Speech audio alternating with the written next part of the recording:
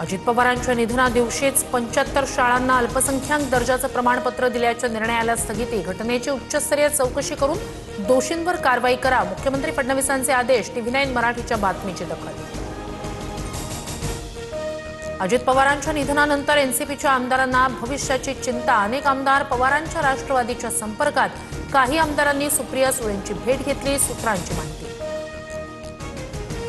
विलीनीकरणावरून पवारांची Rashtrawadi weight and वॉचच्या भूमिकेत, या आठवड्यात होणारी पत्रकार परिषद, रोहित पवार पुढे ढकलण्याची शक्यता, विलीनीकरणावर योग्य वेळी योग्य पद्धतीने उत्तर देऊ, पवारांच्या राष्ट्रवादीतील वरिष्ठांचं मत, सूत्रांची माहिती। राष्ट्रवादी काँग्रेसच्या आमदारांची देवगिरी बंगल्यावर आज साप्ताहिक बैठक, राष्ट्रवादी विलीनीकरणावर सुनेत्रा पवार आमदारांशी संवाद साधण्याची शक्यता, मंत्री झिरवाळांच्या कार्यालयातील लाचखोरी प्रकरणावरही चर्चेची शक्यता। मंत्री नरहरी झिरवाळांच्या खात्यातील लाचखोरी प्रकरणावर पक्षाची आज बैठक, उपमुख्यमंत्री सुनेत्रा पवारांसह कोर कमिटी आढावा घेणार, प्रकरणानंतर 4 दिवस नॉट रिचेबल असल्याच्या चर्चेनंतर बैठकीत झिरवाळांच्या उपस्थितीकडे लक्ष। अजित पवारांच्या विमान अपघातातील ब्लॅक बॉक्स जळलेल्या अवस्थेत सापडला, सूत्रांची माहिती। डेटा रिकव्हरीसाठी ब्लॅक बॉक्स परदेशात पाठवण्याची शक्यता, चौकशीबाबत सरकार 1 ते 2 दिवसात महत्त्वाचा निर्णय घेणार, सूत्रांची माहिती।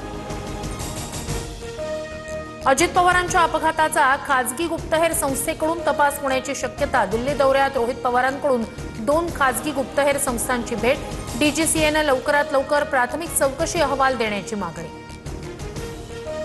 महापालिकेत महिला राज चौदय, मुंबईत महिला महापौरानंतर विरोधी पक्षनेते पदावरही महिलेचा मान, ठाकरेंच्या शिवसेनेच्या किशोरी पेडणेकर यांनी विरोधी पक्षनेते पदाचा पदभार स्वीकारला। मुंबई महापालिकेत विरोधी पक्षातील नगरसेवकांचा गोंधळ, महापौर रितू तावडेंकडून शिवसेनेच्या गटनेतेपदी अमेय घोले यांच्या नियुक्तीनंतर घोषणाबाजी, ठाकरेंच्या शिवसेनेकडून 50 खोके एकदम ओकेच्या घोषणा। जळगाव, धुळे, नंदुरबारमधील 100 जिनिंग उद्योग पूर्णपणे बंद, योग्य भाव मिळत नसल्यानं कापूस खरेदी ठप्प, शेतकऱ्यांसह जिनिंग व्यवसाय संकटात। अकोल्यात भर दुपारी हिट अँड रनचा प्रकार, भरधाव कारची अनेक वाहनांना धडक, अपघातात 4 ते 5 जण गंभीर जखमी, वाहनांचं मोठ्या प्रमाणात नुकसान।